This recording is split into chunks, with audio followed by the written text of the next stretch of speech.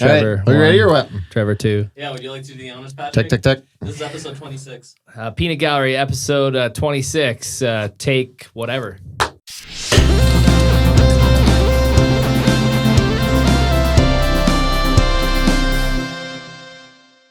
All right, hey, welcome back to another episode of the Peanut Gallery. Hey, it is nice to have you here.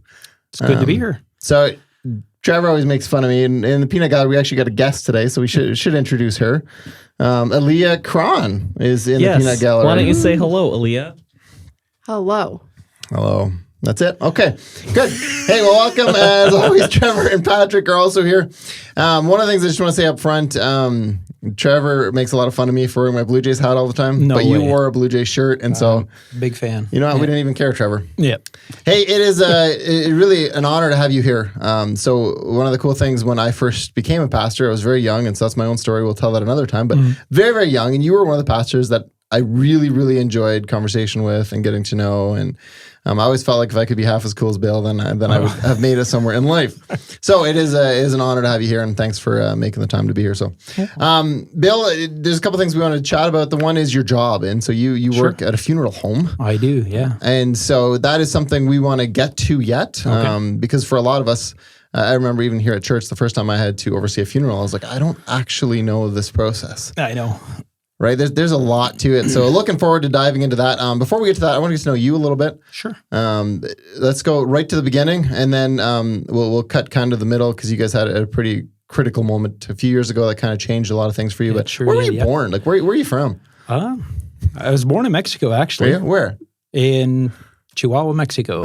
Yep. Hello. Yep. I was in the Rubio. Like, I was very close to Coquitlam. So yeah. That's why I liked you. Okay. Yeah.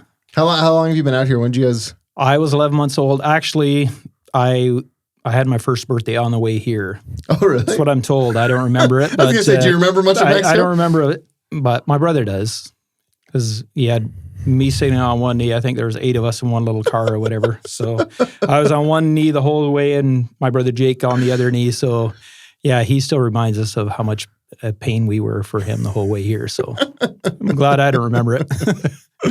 All right. So you ended up pastor Yes, at this church, actually. I did, yeah. For a couple of years. Yep. And then from there moved into the funeral business. Yes. And that's where we kind of lost contact, which is good. Yeah. I think it's somewhat good. We didn't see each other too often. That's true, That was good.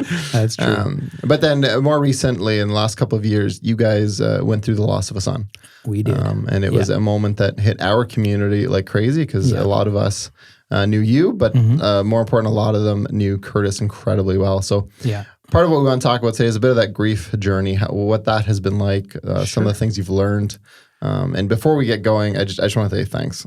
You're very welcome. These are tough conversations, and so even when I message you to talk, I'm like, I'm not sure if he's even wanting to. Because grief is something that is very personal and can be incredibly painful. So before we even get going, I just want to make sure I put a plug in there. Thank you for sharing this with us. Oh, you're very welcome. So you're going to talk to us a little bit, maybe talk to us a little bit about Kurtis, talk a little bit about what transpired, and then we'll go into the grief process. Okay. Yeah, people have often asked me, how do you be in funeral services when you've lost someone? I said, I don't really know that I would have gotten into funeral services had I not already been in it when he did pass. But we've always considered funeral services a ministry. I remember the day when I was in Leamington.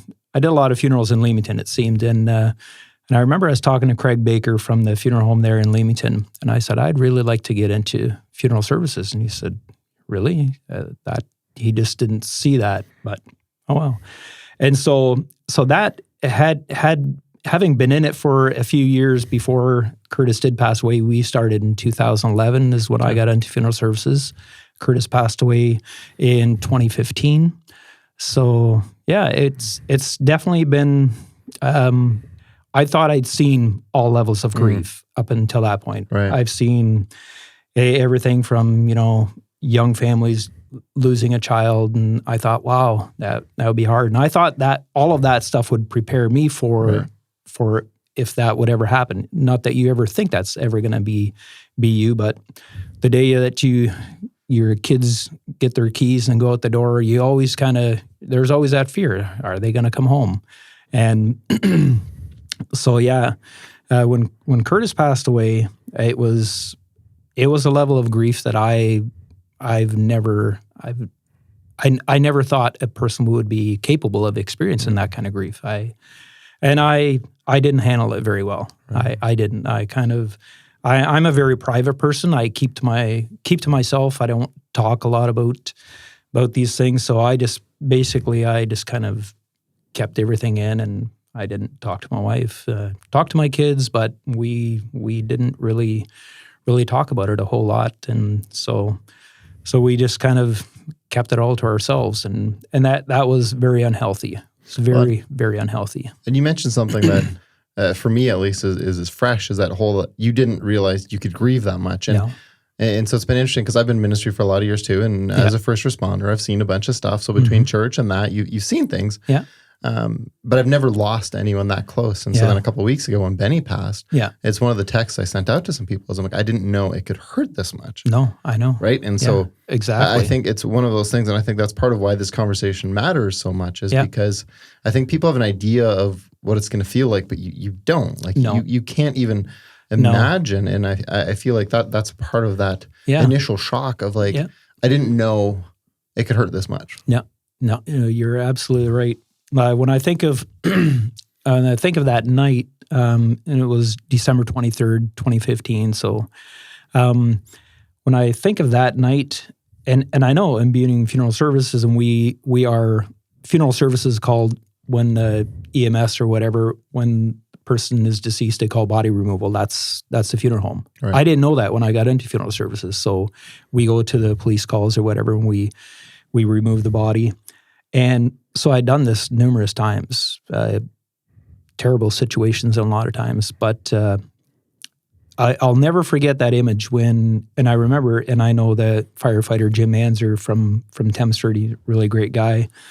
And I remember when he came, and I already knew that Kurtis was gone at that point, but I still had that hope that he wasn't gone. Right. And then when Jim went into his room, he just turned around, he looked at me, and then I knew he was gone. And that was hard. And watching them then, body removal, take Kurtis out, that's an image that still haunts me to this day. So having done that myself with other people, and there's always that detachment when I don't know the person. Right. I'm very sympathetic to the people, and we try to do it in a very, very nice way if the family is present or whatever. So we want to show compassion, our utmost compassion, but yet that night it was something totally different. Mm-hmm. Like no experiences, personal experience. I've done those exact same things, but now it's like, no, I'm that grieving parent who's watching body removal take my son out of his room. Like, it's hard. Right. It's really hard. Yeah. So you talk about your struggle to grieve and silence. What are some of the things when you look back now at that? What are some of the things you wish you would have done different? And I know these hindsight conversations, again, even if you did go back, right now you're looking at it through a level of pain that isn't quite the same as it was then. So it's not. That's but true. What are some of the things that you've kind of learned about grief that you're kind of like, I mean, I wish I knew then this. Yeah. Yeah, no, I've often said I did a lot of journaling then, which I was glad for, and I look back on those journals. Sometimes it's hard to read those because it brings you right back to that point. But at some point, I'd like to put a lot of that stuff, I'd like to write that stuff down for other people, because when I look at how I handled my grief, how I wasn't a support to my wife the way I should have, I wish I would have brought more people, talked to more people about it, been more open about it. But I went into my basement. I come home from work. I'd go into my basement. I'd turn on TV like Kurtis did, and I'd sit there where he would be. And that's pretty much what I did. And I wish I would have brought more people into my grief. And that's what what the whole funeral industry does with the whole visitation, with all of that. It's bringing other people into your grief and allowing them to walk with you on that journey. And I never thought that I would be that person to handle the grief the way I did. I didn't. And I wish I would have brought more people into it. Do you can you articulate even now kind of why not bring people in? Like, because you have seen this before, right? Yeah.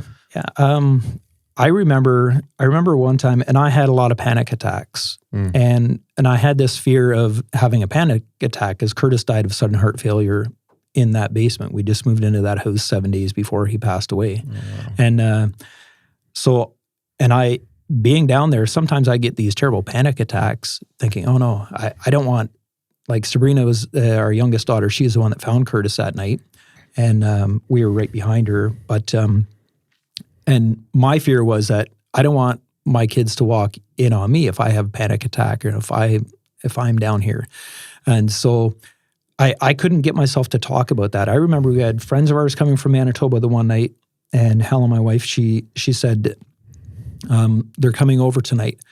And I, right away, my heart would just race, and I would could sense myself starting to black out, and it got that bad. So I would just get out of the house, and when I got feeling like that, I just said, I got to get out of the basement.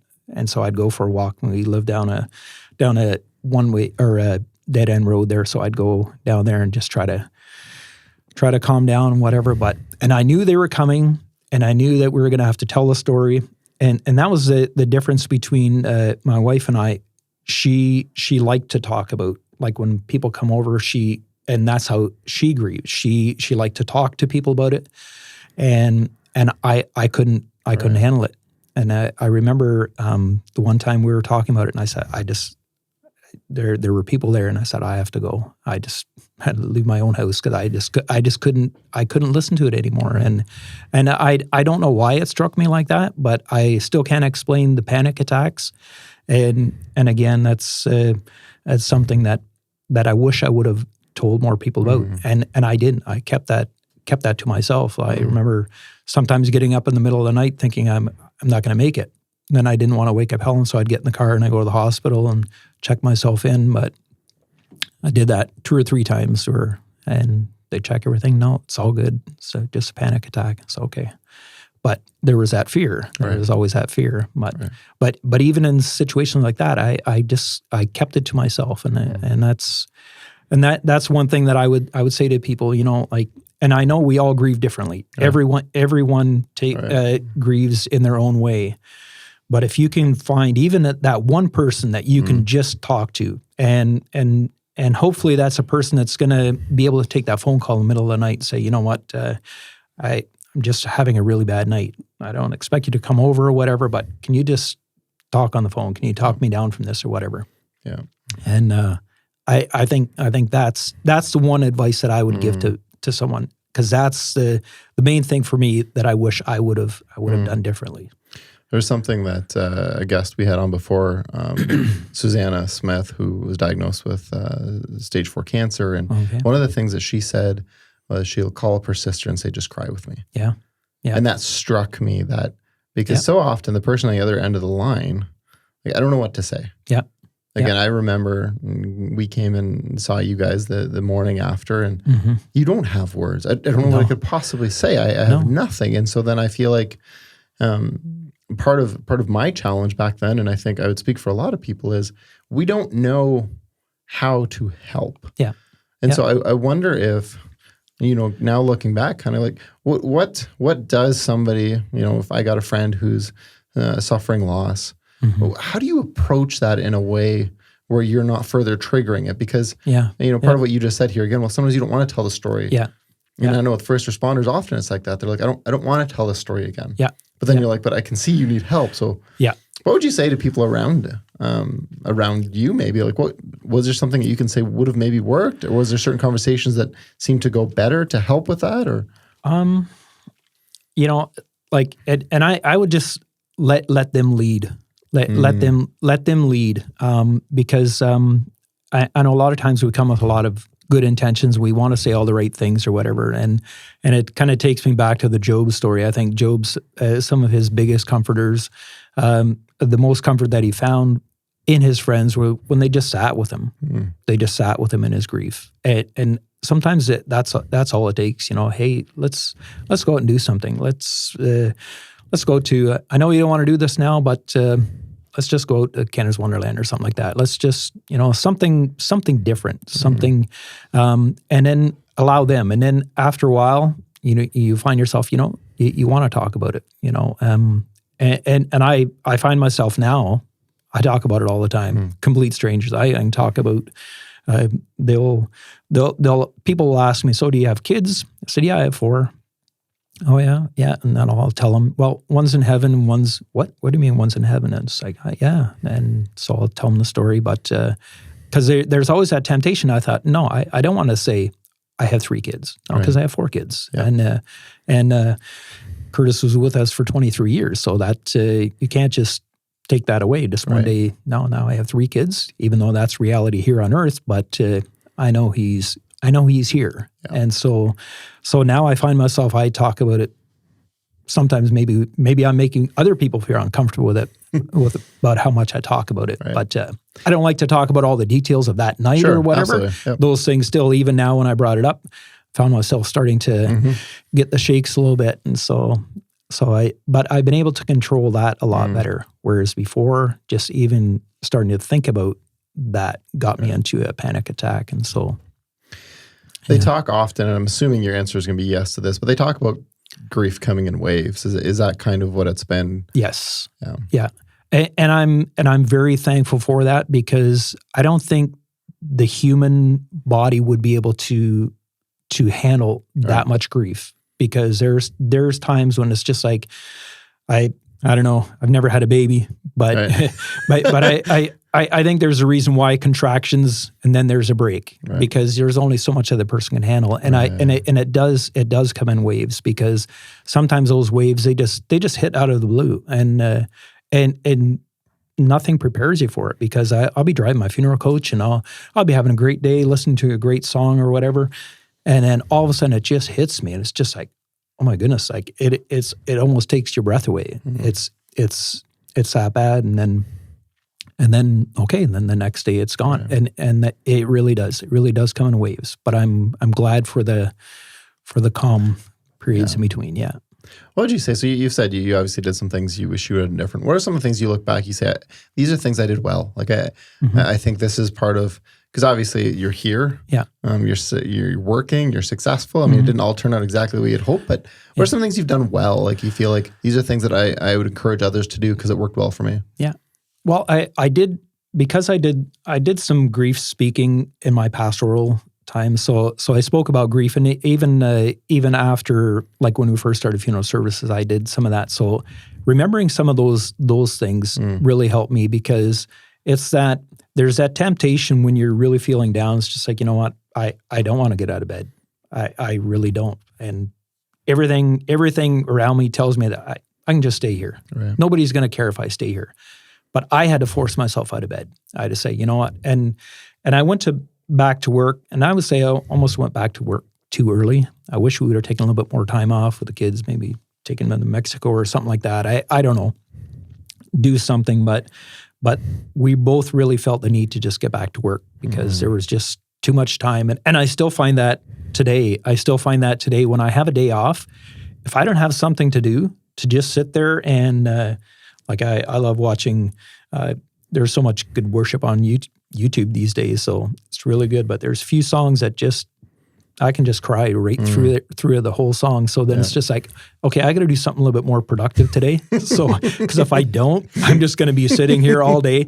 So it's those kind of things that I think I don't know if I can pride myself in that I did keep going. Right. There was that desire to keep going. And I remember some of the funeral homes that I drive for in London, I remember it, and they're all very caring. And I remember sometimes I would say, Bill, if you ever feel that you just can't do it, just let us know. We'll have one of our directors, we'll drive a funeral coach, And I remember the one time they said, because for whatever reason, one of them, well, there was a lot of them that were at the funeral, and they had a casket identical to Kurtis's that day. And they thought that would trigger something in me. So they were always protecting me from that. But I said, no, I'm okay. I'm okay. And I was okay.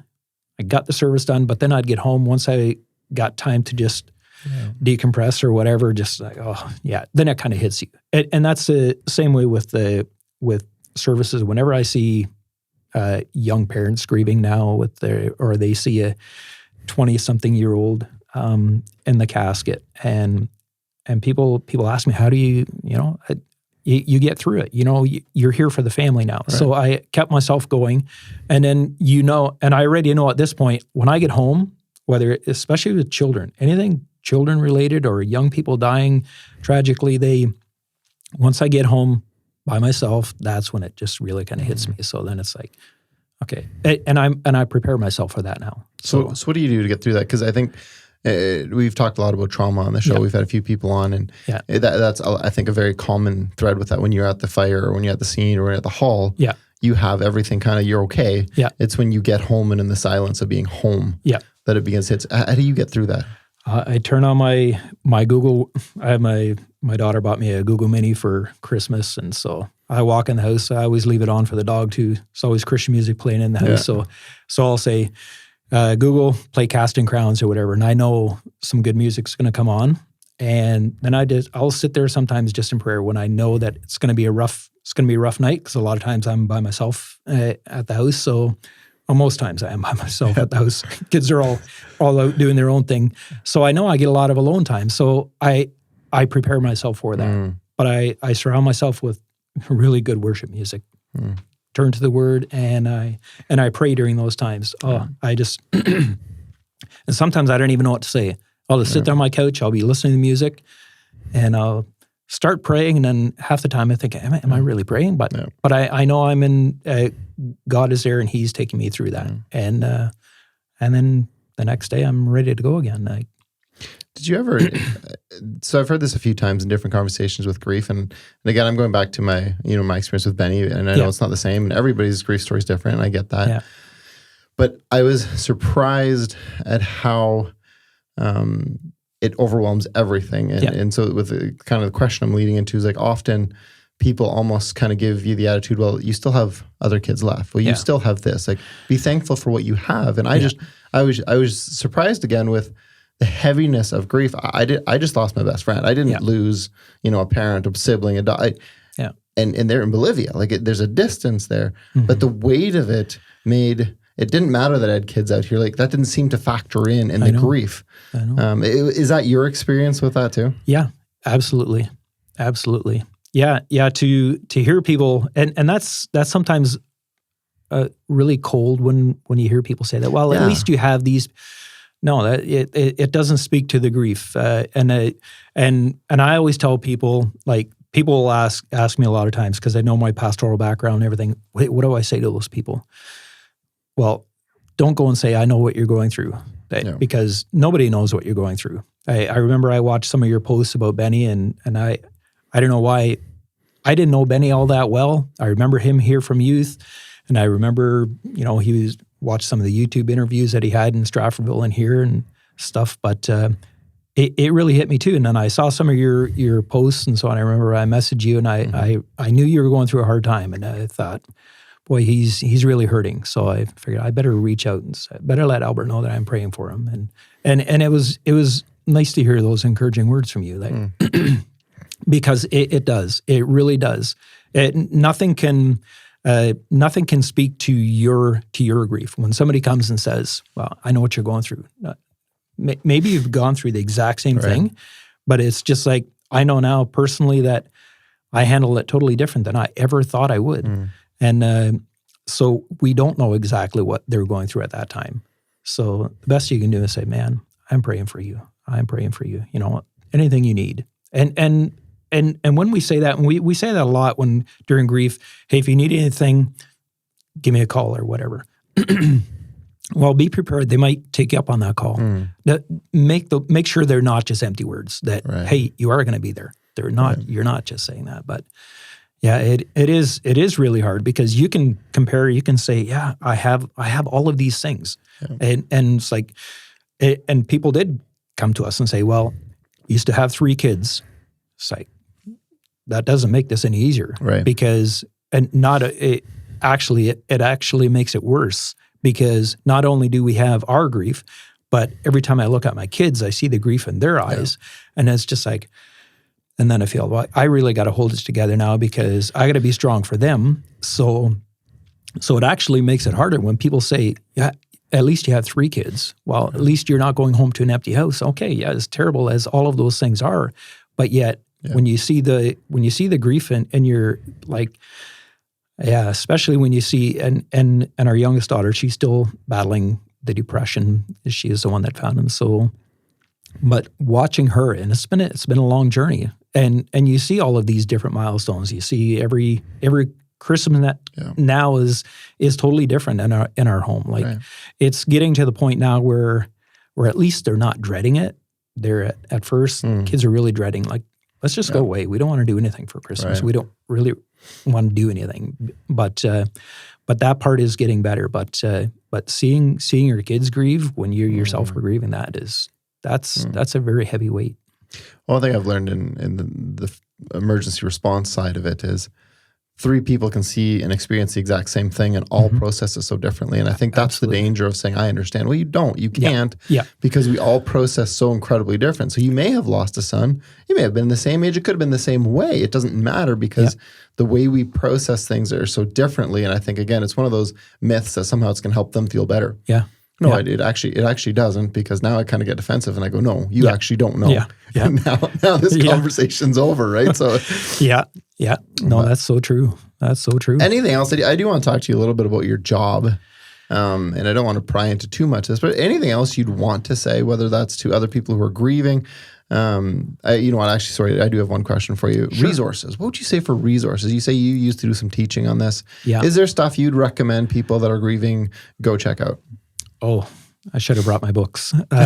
There'll be a part 2. I can get you a list of those books, but yeah, there's some really good. And every funeral home, they have, like, if you're not sure what kind of grieving books, go to your funeral home. They'll have a pretty good resource of books that they'll point you to, and they'll even give you to most funeral homes. Will give you those books, but they were really good for me. Like, and that's when I put my grief seminar together for the EMMC church. I forget what year that was, but I was in funeral services. I think it was 2013 or something like that. I used a lot of the funeral home stuff that they did there because it's one of the things that when we're in Humber College, one of the professors that came there, he said he really is disturbed by the trend that we're starting to see. He called it a deathless society.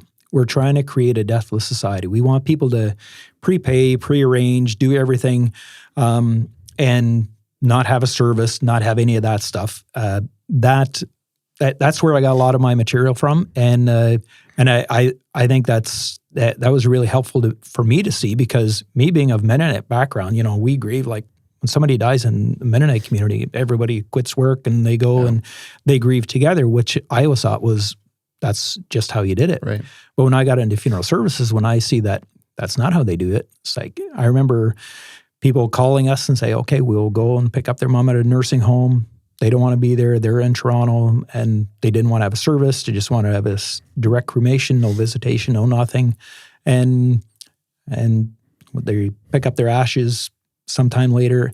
So they didn't really allow anybody to enter their grief. And this professor, he just said, that's what our society is trying to create, this whole deathless society. Oh, look, it's great. You know, like we do this. And he used the example of 2 ladies that were at a funeral service. Wasn't that a wonderful service? And they call it the celebration of life, which is okay. But it's good to do that because you are celebrating that life. Yeah. But you can't celebrate that life unless you've acknowledged the grief. So when these 2 ladies said, oh, wasn't that a wonderful service? Nobody shed a tear. And Dr. Wolfold just said, wow, he lived to be 70 some odd years, and we had a funeral service for him and no tears were shed. That wasn't something to be happy about. That was sad. And so we need to grieve. And like you say, everybody grieves differently. Do you think so? When I'm listening to you talk now, do you think part of what people are trying to avoid is the pain that you experience? So if we can somehow make do less of the dead stuff, then maybe I'll grieve less. Is that kind of what drives a lot of that? Or what do you think? Yeah. Yeah, it's true. And like Dr. Wolfald, he says, because he also does counseling, he says he has these people that have chosen to go this no service, no visitation, no nothing. And years later, they'll come into his office and they just can't seem to move ahead in life and what's going on.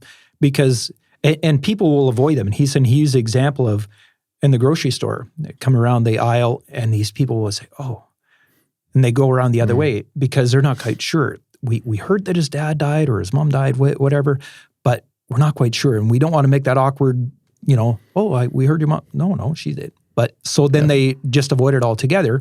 And then he takes it, nobody wants to talk to me now because he hasn't allowed that community grief to come in and be part of that whole grief part. And so now years later, he's realizing he needs to grieve, and he's never allowed himself to do that or allowed anybody to be a part of that grief. So eventually it'll catch up to them.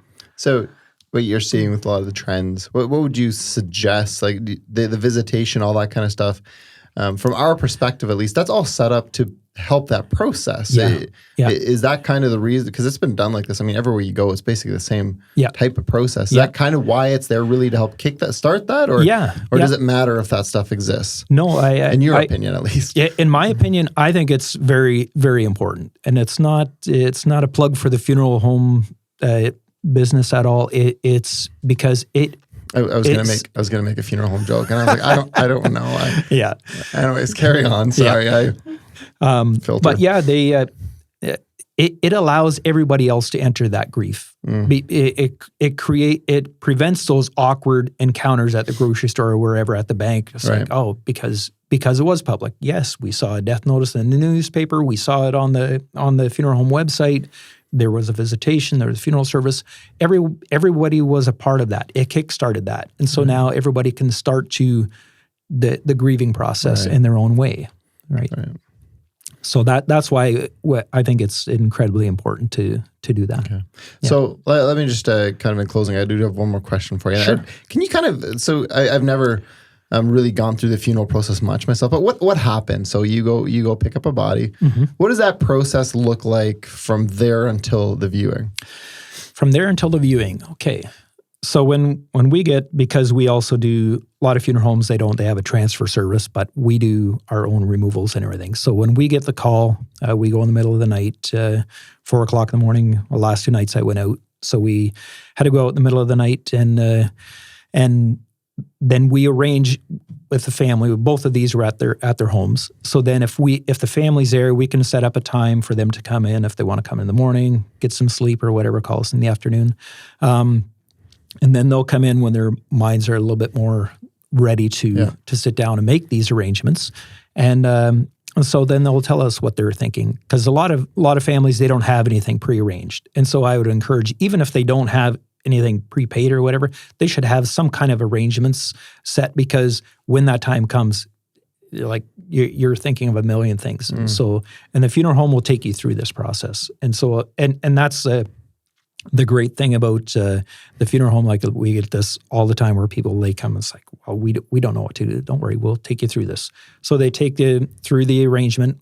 What do you guys want to do for a service? Do you want to visitation? So we'll set all that up. Do you not want to have visitation? You just want to have sometimes they'll have like a 1 hour prior to the service. So they'll just have that. And sometimes 2 hours, whatever they want. But so we tailor it to whatever they would like. We get the body prepared. What is that like? You don't have to go into too many crazy details, but I don't know. What is that process? Well, basically, you're draining all the fluids. Okay. You drain all the fluids, and you put the chemicals in there just to preserve the body. And that's the one thing. Like, people will say, well, do you have to have the body embalmed? No, you don't have to. You don't have to have the body embalmed. But if you want to have a public visitation with a casket open, then we still can't force them to do it, but we can say, then we'd rather not have the casket open, because, especially now, and COVID has brought new things to light about germs and everything else, because there's too much stuff that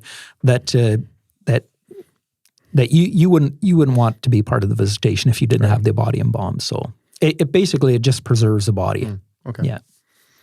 Yeah.